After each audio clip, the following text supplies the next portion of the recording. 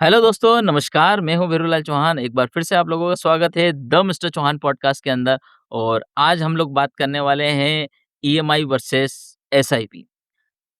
Video के and तक बने रहिएगा क्योंकि कई सारी इन्फॉर्मेशन आपको इसमें मिलने वाली। बहुत ही सिंपल लैंग्वेज में बात करने वाले हैं। ईएमआई क्या होती है, कब हमें ईएमआई लेना चाहिए, एसआईपी क्या होती है और हमें एसआईपी कब लेना चाहिए या स्टार्ट कब करना चाहिए। क्योंकि एसआईपी के अंदर एक बड़ा-सा जादू छुपा हुआ है जिसको हम लोग बोलते हैं कंपाउंडिंग।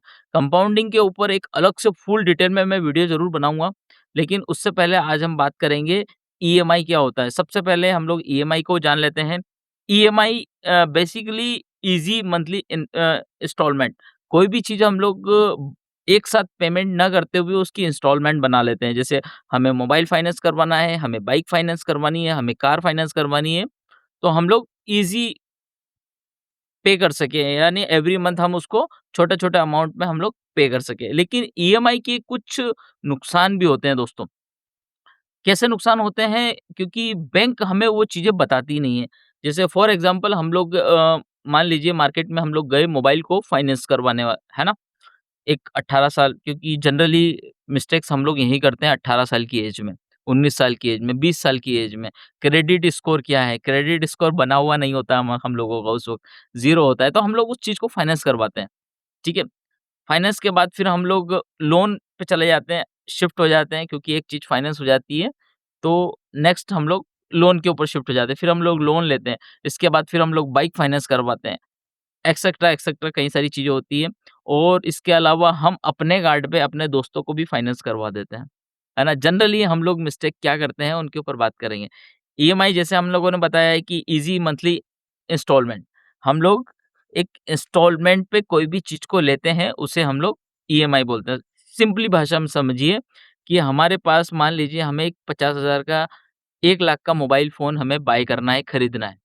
और हमारे पास उतना पैसे नहीं होते हैं, हमारे पास 5,000, 10,000, 20,000 रहते हैं। मान लीजिए 1 लाख का आईफ़ोन हमें फाइनेंस करवाना है या 50,000 का हमें वीवो का मोबाइल लेना है, तो हमारे पास 50,000 तो होते नहीं है, ठीक है? हम क्या करते हैं कि चलो यार ईएमआई करवा लेते हैं, कार्ड बनवा लेते हैं। तो मार्केट के अंदर कई सारी कंपनियाँ हैं, एचडीबी, बजाज हाउसिंग फाइनेंस, है ना? इस प्रकार से और भी कई सारी कंपनियाँ हैं, जो कि आपको ईएमआई पर मोबाइल फाइनेंस करवा देती है। लेकिन देखिए, समझने की कोशिश करना कि अगर जिस ऐज में आपको एसआईपी को लेकर प्लान करना चाहिए, उस ऐज में आप कर्ज़ लेने पे आ गए हो। एक बहुत इस चीज़ को क्लियरली समझिएगा, दोनों कान खोल के सुनिएगा कि मान लीजिए एक 18 साल या 20 साल का लड़का है। मैं अपनी एग्ज़ाम्पल लेता हूँ। मान लीजिए कि मैं 20 साल का हूँ या फिर 21 साल का हूँ या कोई और अदर पर्सन की ले लीजिए, 20 साल या 21 साल का है। फिलहाल वो जॉब नहीं कर रहा है, लेकिन हाँ, उसका कार्ड बन गया है या फिर उसका पैन कार्ड है उसके पास, परमानेंट अकाउंट नंबर जिसको बोलते हैं हम लोग। गवर्नमेंट ऑफ इंडिया की तरफ से आप 18 साल के बाद फाइनेंशियली ट्रांज़ैक्शन के लिए एलिजिबल हो जाते हैं। तो उस व्यक्ति को आज की डेट में मोबाइल चाहिए। देखिए, कोई भी चीज़ हम लोग लेने जाते हैं, तो सबसे पहले तो वो आपसे बोलता है कि ठीक है, आप कार्ड बनवा लीजिए। अगर आप सबसे पहली बार मोबाइल लेने जा रहे हैं, तो वो सबसे पहले आपका कार्ड का चार्ज करेगा। चलो ठीक है, कार्ड का चार्ज ना करा, मान लीजिए आपने 50,000 का मोबाइल लिया, ठीक है? अब उसकी किस्त कितनी बनेगी? अराउंड 2500, या अगर 10 किस्त बनाएँगे, क्योंकि मैक्सिमम मार्केट में 10 किस्त बनाते हैं, तो 5,000 पर मंथ का आपका ईएमआई बनेगा। उस चीज़ को हम लोग समझते हैं। मान लीजिए आपने डाउन पेमेंट किया ₹10,000, ठीक है? अब 40,000 का उसने फाइनेंस किया है, फाइनेंस कंपनी ने। 40,000 की फाइनेंस कंपनी पे आपकी प्रोसेसिंग फी लगेगी 2 से 3%, जो कि हिडन होती है, आपको पता नहीं होती। 2 से 3% प्रोसेसिंग फी लगी। इसके अलावा भी 18% उसमें जीएसटी लगता है। इसके अलावा भी 2 से 3% के अदर चार्ज होते हैं, यानी कि 5% आपका इनडायरेक्टली चला गया, ठीक है? इसके अलावा हम लोग उसमें बात करेंगे, जब आप मोबाइल लेते हैं, तो वो आपका इंश्योरेंस करता है। 25,000 के मोबाइल पर आपका 10% का इंश्योरेंस होता है और 50,000 के मोबाइल पर भी आपका 10% का इंश्योरेंस होता है। 50,000 का मोबाइल आपने फाइनेंस करवाया, यानी 5,000 का आपका इंश्योरेंस और 4% वो अलग से च 4 या 5% वो आप ले लो। यानी कि 10% आपकी जेब से कट हो गया, आपको पता भी नहीं चला। ठीक है? मान लीजिए 40,000 का मोबाइल है, आपको 44,000 44,000 का मोबाइल पड़ेगा आपको, यानी 4,000 का सीधा-सीधा लॉस होगा। ठीक है? इसके अलावा मान लीजिए क्योंकि सोर्स ऑफ इनकम है नहीं, आप जॉब कर नहीं रहे हैं, 10 ईएमआई के अंदर से डेफ़िनेटली 2 ईएमआई तो आपकी बाउंस होगी ही होगी। 2 नहीं तो 1 तो बाउंस होगी होगी। क्यों? क्योंकि आप विदाउट सोर्स ऑफ इनकम से अपने कार्ड पर आपके पैन कार्ड पर आपने चीज़ को फाइनेंस करवाई है। थोड़ा-सा लॉजिक लगाइएगा और 4,000 एक्स्ट्रा आपने दिए, 1 ईएमआई भी अगर बाउंस हुई, 1 सिंगल ईएमआई भी क्योंकि जब हम लोग फाइनेंस करवाते हैं तो हम लोग एग्रीमेंट को ध्यान से कभी नहीं पढ़ते हैं। ना आप पढ़ते हैं, ना मैं पढ़ता हूँ। हमको उस वक़्त मोबाइल चाहिए होता है। ईएमआई लिया हम लोगों ने 4,200 4,300 ₹4,500 रुपए की ईएमआई बनवा ली हम लोगों ने। एक अगर ईएमआई बाउंस हुई, तो आपकी पेनल्टी लगती है ₹450 कितनी लगती है? ₹450 की पेनल्टी लगेगी और ₹450 ही बाउंसिंग चार्ज कटेगा। ठीक है? और ईसीएस चार्ज अलग कटता है, जो कि आपके बैंक से कटता है, बैंक चार्ज काटता है। यानी कि आपका ईएमआई बाउंस हुआ है, वो पिन करता है। 24 जैसे मान लीजिए कल रात को 5 बजे कल रात को सॉरी कल रात को 12 बजे नेक्स्ट डे डेट को 5 तारीख को आपकी ईएमआई कटेगी, तो वो रात की 12 बजे से अकाउंट को पिन करने लगेगा, ठीक है? ईसीएस बोलते हैं हम लोग, उसके बारे में भी हम लोग अलग से वीडियो में समझेंगे। वो 12 बजे पिंग करने लगेगा। मान लीजिए आपके अकाउंट में हुआ, तो सडनली वो पेमेंट कट हो जाएगा। ईएमआई अगर आपके अकाउंट में वैलिड तौर पर रही, तो कट हो जाएगा और अब बाउंस हो गई, तो बैंक 1 दिन में 6 से 7 बार ईसीएस चार्ज करता है। ईसीएस का नॉमिनल एक बजाज हाउसिंग फाइनेंस को अगर हम लोग देखा जाए, तो नॉमिनल कॉस्ट है ₹299 बेसिक कॉस्ट है। फिर जीएसटी लगेगा, 2-3 चार्जेस और लगेंगे, तो आपका 350 से ₹400 एक बार के ईसीएस पिंग करने पर कटता है। इस चीज़ को ध्यान से सुनिएगा। मान लीजिए 7 बार किया क्योंकि अकाउंट में पैसा तो है नहीं, तो ₹2100 आपके साफ़ हो गए। आपको पता भी नहीं चला। बैंक आपसे तुरंत नहीं लेगा, बैंक आपसे तुरंत नहीं लेगा। हो सकता है कि नियम में कुछ चीज़ें परिवर्तन हो गई हो, पर बैंक आपसे तुरंत नहीं लेगा। बैंक आपसे कब लेगा जब आपके अकाउंट में बड़ा फंड आएगा।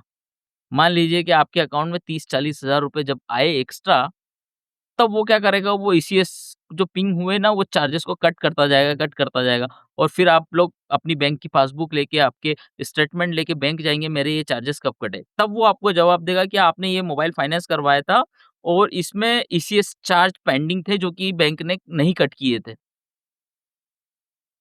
तकरीबन वो 5 से 6 हज़ार होगा।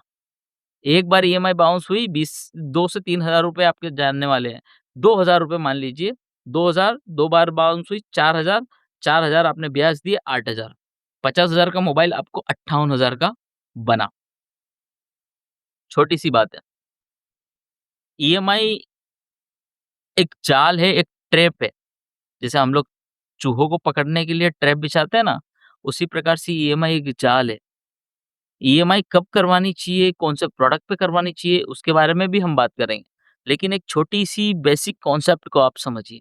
ईएमआई आपको नहीं लेना है जब तक कि आपकी सोर्स ऑफ इनकम का 4% आप ईज़ी गोइंग में रिलीज़ ना कर दें। मान लीजिए कि आपके पास ₹20,000 पर मंथ की आपकी इनकम है, ठीक है? उसका 4% या 5% 10% बहुत ज़्यादा हो रहा है, 40,000 है, तो आप ईएमआई बनवाइए 3,000 4,000 की 5,000 की ईएमआई बनवा सकते हो।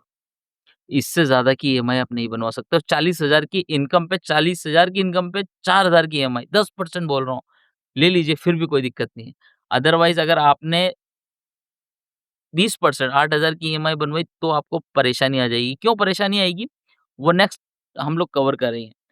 इसके अलावा हम लोग अगर बाइक इंश्योरेंस की बात करें तो बाइक इंश्योरेंस में भी कई सारे हिडन चार्ज होते हैं जो कि बैंक या फाइनेंस कंपनी हमें नहीं बताती है।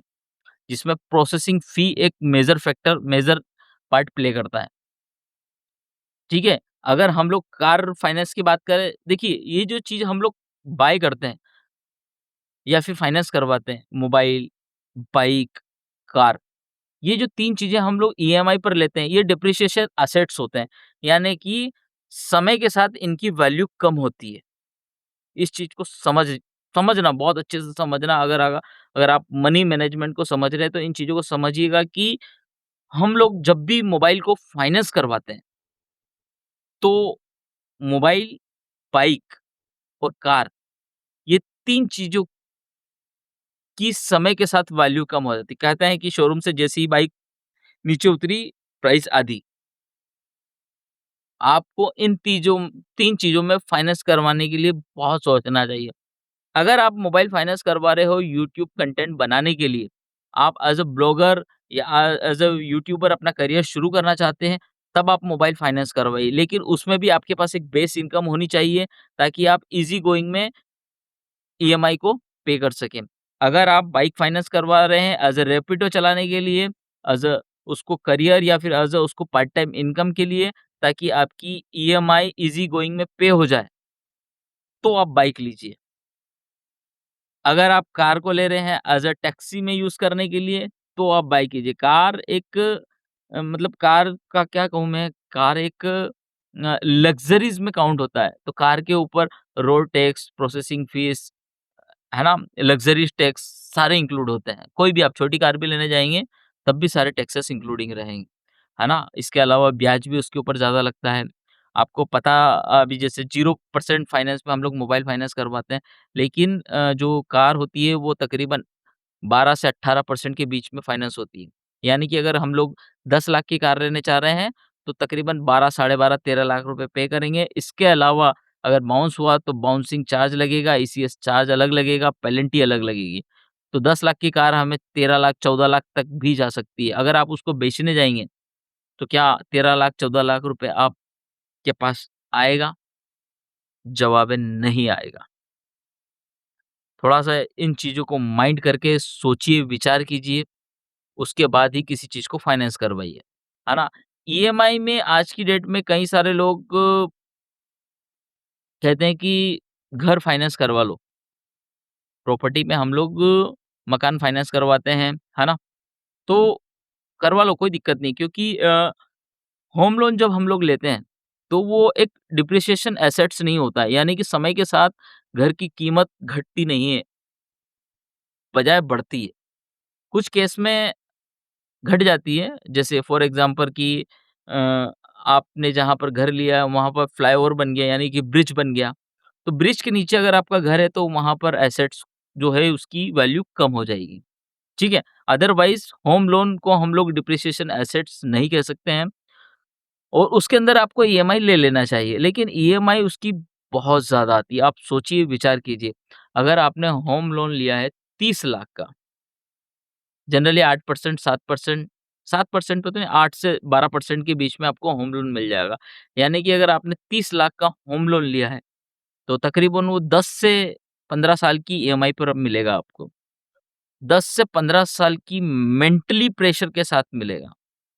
होम लोन 10 से 15 साल का मानसिक दबाव के साथ आपको होम लोन मिलेगा। 4 आप कहेंगे कि ये घर मेरा हो गया है, नहीं, वो घर बैंक वालों को हुआ है। 4 ईएमआई बाउंस हुई, बैंक से नोटिस आना चालू हो जाएगा। इनडायरेक्टली वो घर बैंक वालों के लिए है, जब तक कि आप उसकी सारी इंस्टॉलमेंट को पे ना कर दें, ठीक है?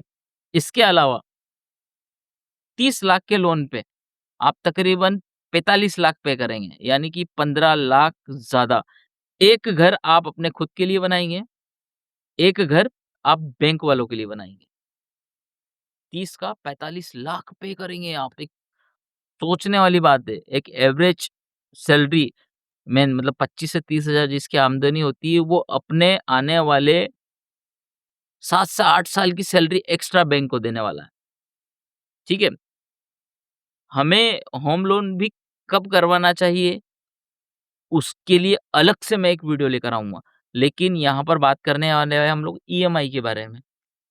जो ईएमआई अभी तक हम लोग देख रहे हैं, इसके अलावा एक चीज़ और है, आप मोबाइल फाइनेंस की करवाइए, आप लोग बाइक फाइनेंस करवाइए, आप कार फाइनेंस करवाइए, आप होम लोन लीजिए। अगर मान लीजिए आपके पास एक साथ एक्स्ट्रा लंप सम अमाउंट आ जाता है, मान लीजिए आप 50,000 का मोबाइल लिया, 10,000 का डाउन पेमेंट किया, 40,000 की आपकी किस्तें बनी, 4-4 हज़ार की 10 किस्तें बनी या 4200 की 10 किस्तें बनी, ठीक है? और मान लीजिए आपने 2 ईएमआई पे किया, बाकी का अमाउंट ड्यू है, अगर आप उसको एक साथ पे करने जाते हैं, जिसको बोलते हैं फोरक्लोज, तो सर 3% फोरक्लोज चार्ज लगता है।